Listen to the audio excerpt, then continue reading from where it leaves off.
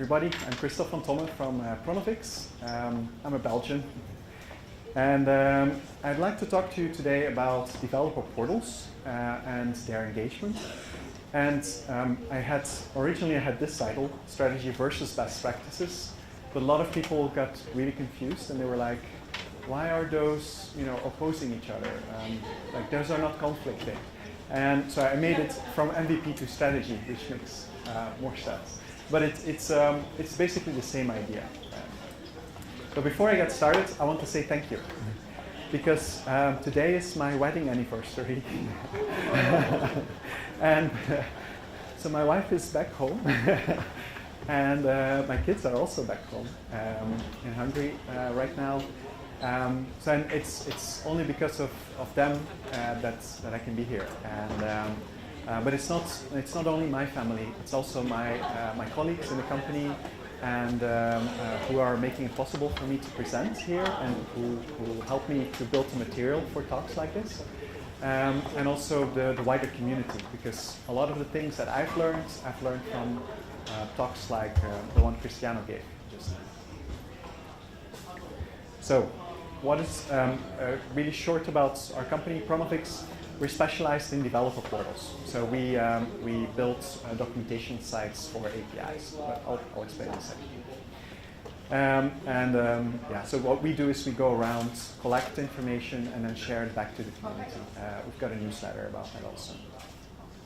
But first, because I realized that maybe not everybody knows this. What is a developer portal, you ask? Well, a developer portal is this. This is Stripes. It's a documentation site for your API that explains how to use your API, and typically will have also other information about how to get started using a certain API. Then I think the important thing to say is so what is really the purpose of a developer portal? And I believe that a developer portal is your API's mission control. It's like the central place where you interact with your developers. So it's not just your documentation site. A lot of people, documentation has a bit of a bad reputation. Like Cristiano was saying earlier, like the duct tape story. I think that's kind of like how a lot of people think about documentation, but it's true, a lot of times it's abused, but there's a lot of really good reasons why you should use documentation. And it can be critical in helping developers get started. So that's why I think personally that your developer portal is kind of like an interface for your developer experience. It's the place where you can control the developer experience. And without developer experience, if you don't pay attention to it, you're going to be spending a lot more time in support and in training. So I think personally that developer portal should be your first investment if you're starting with an API. Like right away after you've built your API, if you want to start your outreach efforts, you need at least some basic documentation to get people started on your API. Now, the problem is that a lot of people then do this.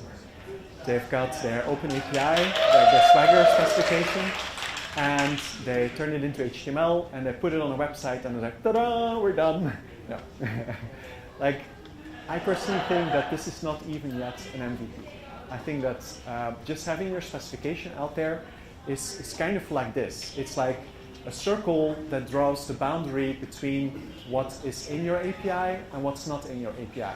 So what are the things that people can do, but it doesn't really help people get started. Because if you're just dropped in the middle of it, there's no way to bridge that gap towards the reference documentation. So you need more than that.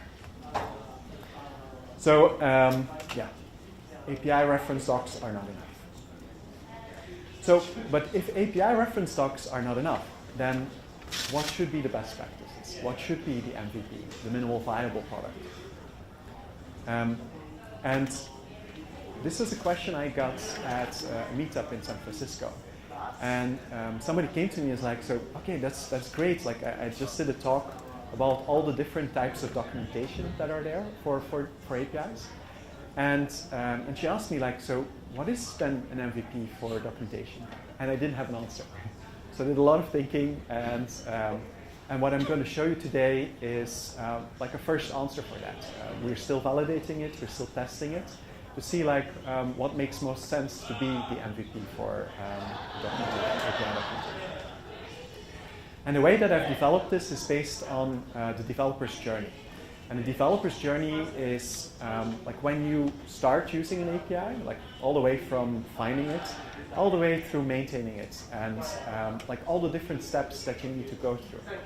If you do only API reference docs, then you're only doing number 4, the troubleshooting, because that's what they're really meant for. So, first step, discover research. I think the key question here is what is possible. What you want to do in this step is to help people to find out about your API. You need pages that explain more or less what people can do with your API, that are well optimized for search engines, so that they'll be able to find it through Google if they go looking for an API that does a certain function.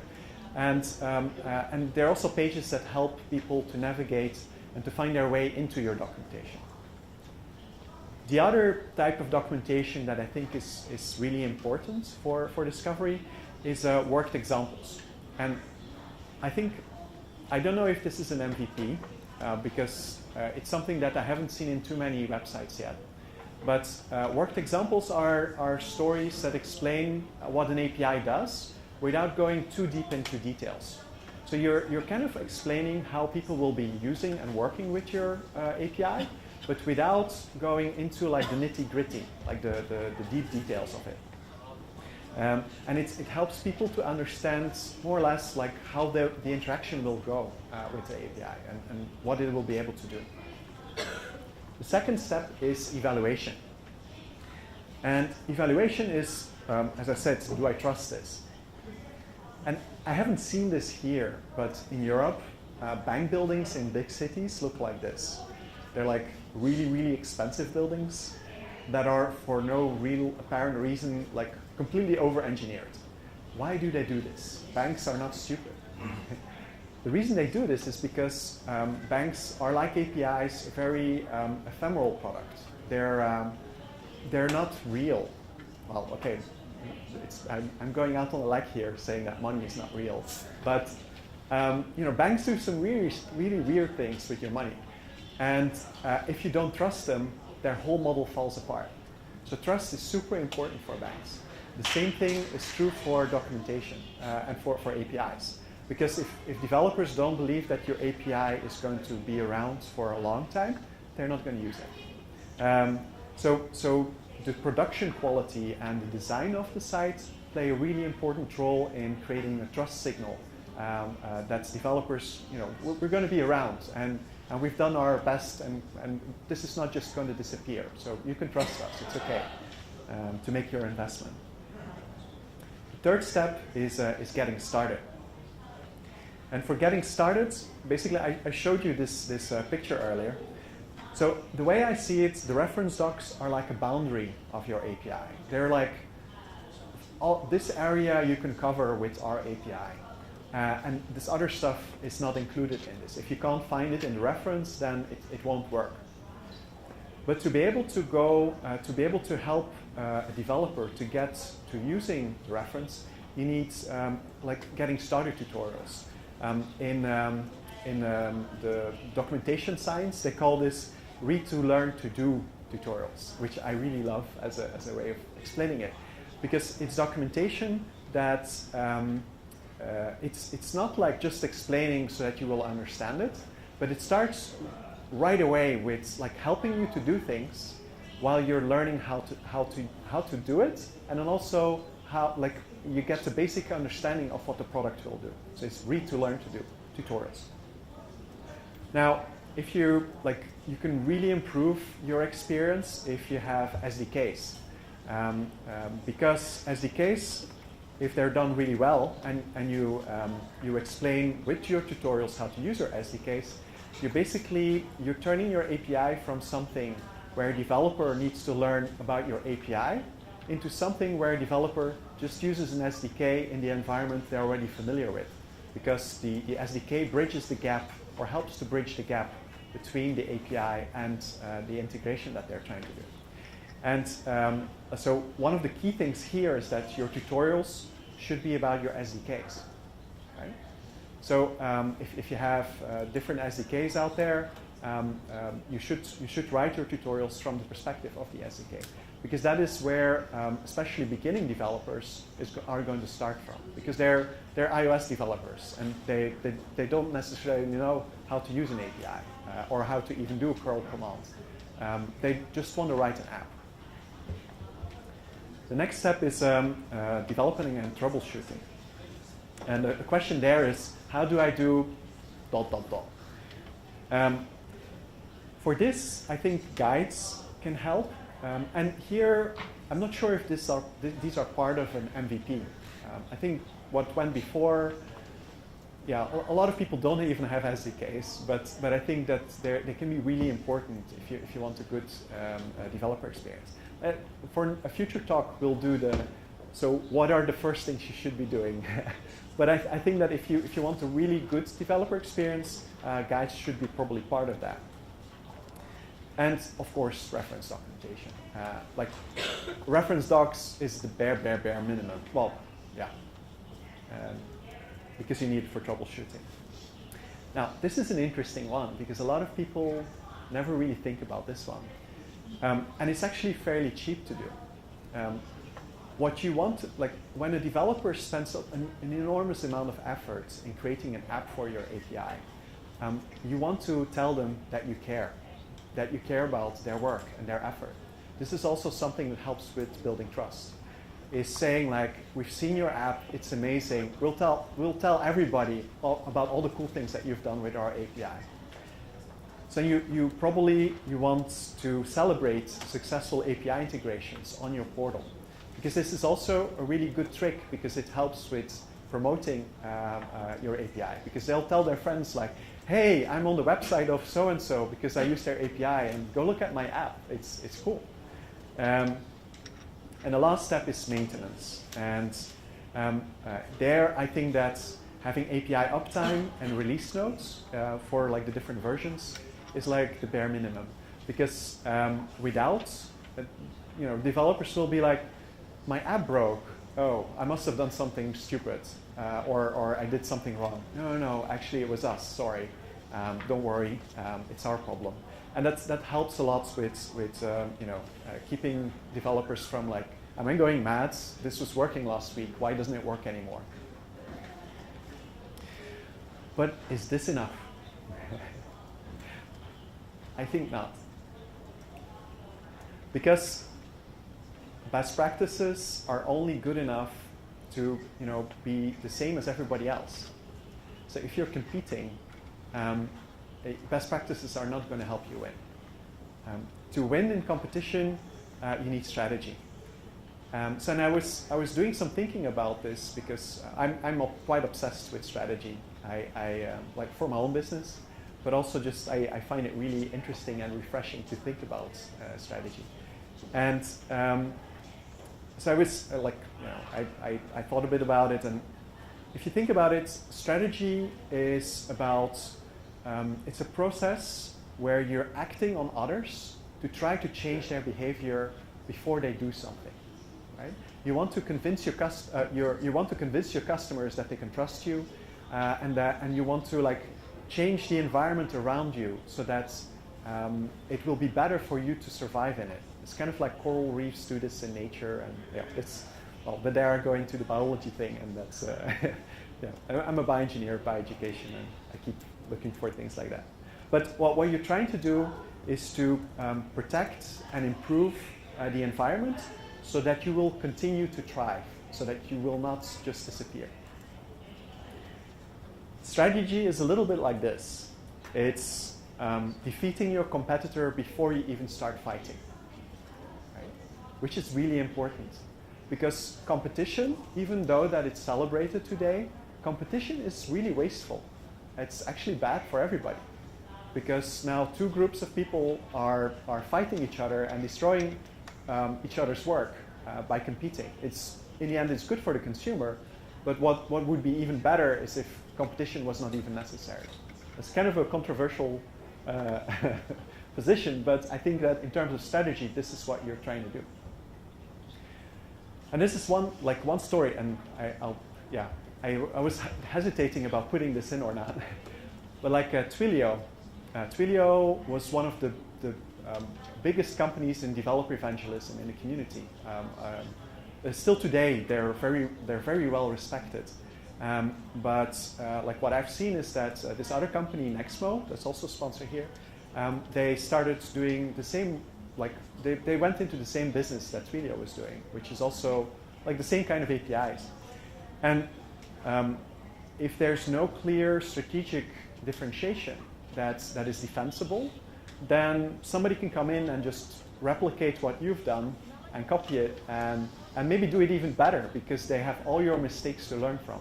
They can just look at your site and copy what is good and ignore what is bad and improve upon it.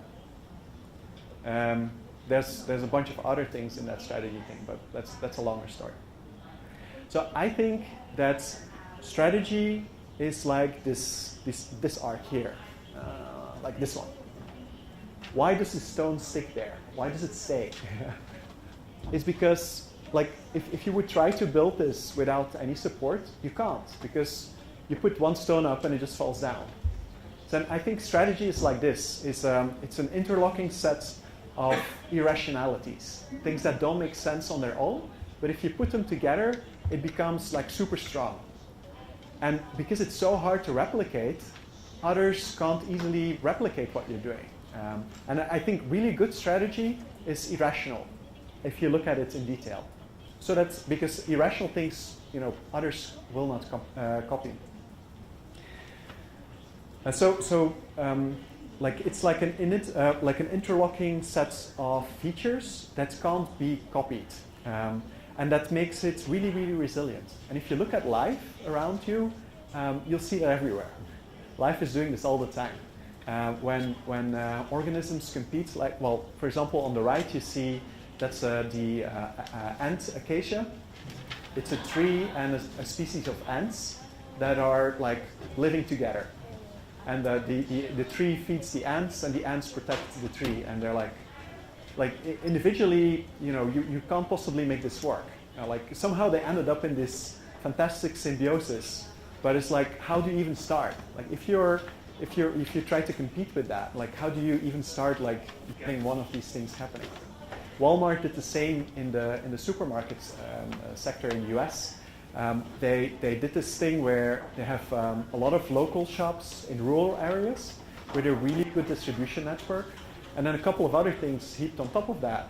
And if you try to replicate any one of these things alone, you're going to go bankrupt because it just doesn't make any sense. But if you do them all together and you do them and you're one of the first, then you can build a really strong position that is uncopyable. And those are like the beautiful, amazing strategies. But how do you develop a strategy like that? Now, I'm not going to go through all of this. It'll be in my slides. But I think the key thing is, what is the irrational thing? And I'm saying this very clearly, the irrational thing that you can do to create lots of value for your customers. Look at, what is something that others will not even want to copy because it's so crazy to do. I think that is like the start, the nugget of a good strategy. And then you look for other irrational things that support that one thing, and then you get like something that just floating in the air and nobody can compete. So some examples. I don't know if you know Context.io. They're an email API. And their API is free forever. And it's sustainable because they don't need to make money from their API customers. Because what they do is they analyze email and then sell the aggregated data to marketing companies. So they make their money not by charging the developers.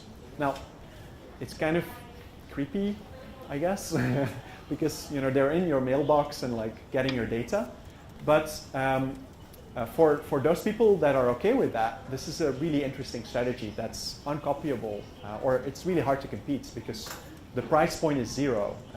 And if you can do that without problem, then it's very, very strong strategy. Network effects in platforms are also really hard to replicate. And I think that's where SDKs and open integrations can support a similar platform strategy that also creates a sort of network effect. If you have a good SDK that a lot of open source projects are going to be built on top of, it creates more and more mass that is harder to replicate because there's a whole ecosystem of additional functionality that has been developed on top of your platform, and every competitor needs to replicate that functionality to be able to start competing with you. Another one is irrationally large investments. For example, this like supply chains with lots and lots of centers for distribution. This is really expensive to build. Like building a good supply center with all the infrastructure to do like next day delivery, like what Amazon does, is really expensive. It's hard to copy. And also, once somebody has done that, it's really hard for somebody else to come in and do the same, because the oxygen has been removed from the environment. Like all the oxygen is sucked up by this one provider of that service. Another one that's really interesting, I think, and this is closer to documentation, is what DigitalOcean is doing. They have this $200 bounty for documentation. So if you create documentation for anything that is relevant to DigitalOcean, then you can get $200. So a lot of people have been creating tutorials about how to use a certain Linux distribution or other things, and have submitted that, and they've got this really large body of content, and they get really good SEO because of that. And that's really hard to replicate because this is an asset that keeps building over time. So it's like a treasure trove that keeps growing and growing and growing, and that creates a competitive advantage that's hard to compete with. So why do I think about this? The reason why I think about all of this stuff, and this is actually also relevant to this talk, is because we specialize in developer portals. We used to be a website company. We did whatever website you wanted. We were doing marketing sites, e-commerce sites, some documentation sites, a bit all over the place. And we were competing, and the competition was getting harder in our community. We were specialized in open source software, Drupal, and it was getting difficult at times, especially when there was a bit less demand. Sometimes hard. So we decided to specialize in developer portals, and so we do a few irrational things. Like one of the irrational things that we do is me being here, right? Coming to Tokyo is a huge investment that I don't think any of my colleagues' competition will make as a decision. But by being the first to do this and by doing this a lot, we create something that is unique in the space. We're the only ones who are crazy enough to do all of this effort for this market. Another one we do is every month I travel to London to organize the Write the Docs meetup there, which is a community event for technical writers. I learn a lot from that, and we also get a lot of content from that we are then back sharing again with our community, with the mailing list that I talked about. The events that I go to, these are the communities that I frequent. So if you're interested in documentation, check out Write the Docs. API the Docs is an event that we organize currently, which is specifically about API documentation and developer portals. DevRel is what you know, is here. And Drupal, that's the software that we use. And Dita is still something else, but I'll skip that for now. What we are trying to do right now, which is another crazy investment, is an open source product for developer portals. So we're working on an open source product based on Drupal that will make it really easy to apply a bunch of best practices from the open source, from these different communities to make a developer portal. Like we have docs-like code so that you can import Markdown from GitHub and things like that. Yeah, and just to like give an example of how we've been approaching strategy and thinking about that. I hope that this sparked some ideas for you. I think I have a few more minutes for questions. Yeah. Yes? So if the developer who loves to write a code, right, yeah. rather than writing documents, yeah. how do you encourage them to write code, write document? Well, so probably you should have technical writers to write documentation. Oh, yeah. Not the developer, but aside So from them, it's specialized person. Yeah. Oh, okay. There's like a whole community of people that really rather write documentation. I've seen some people that are majoring in English, and that's that like to do that. Sometimes I've heard of people that are developers, and they want they're more interested in the human aspect of it. So there are some people that Yeah, but if the development process going to be the agile, style, doing every day, some functionality in 1, 2, by day. So it's very hard to even the technical writer to track down what's going to change, what's going to be added. So it's how we did an event in London about agile documentation, and then we had people talking about, because there's no one solution for agile and documentation. If you have Scrum, then you could have a technical writer in the Scrum team. And it depends a bit on how you do it. In some cases, you do need developers to write at least some part of the documentation. But your recommendation is to have someone specialized in writing as a technical writer. It's simply because developers often are really bad at putting themselves into the shoes of a beginner user. Like beginner's mind is really hard, and it's better to have technical writers to do that. Okay, thanks. Yeah, thanks. Yes.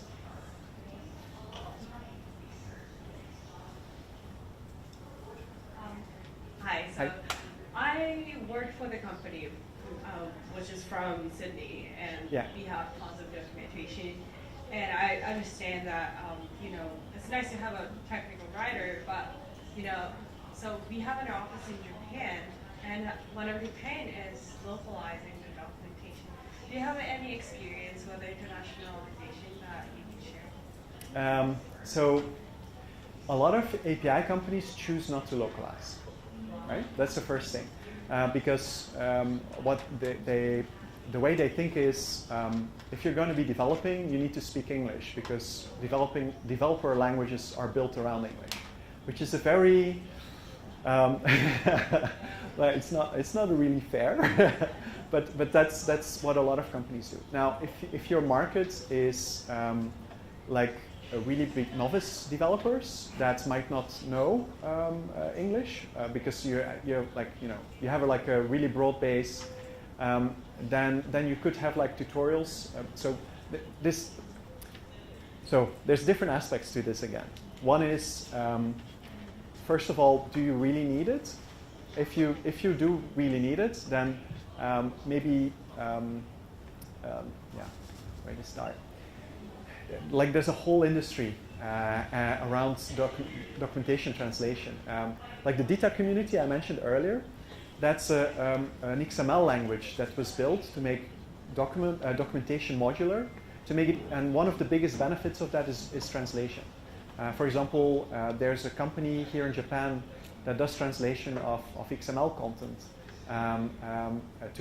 because, well, it's a whole story.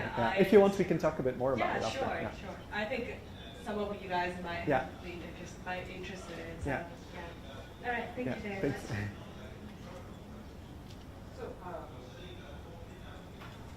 So we have just limit. So thank you, Christoph. Thank you for your experiences. So please applaud to him.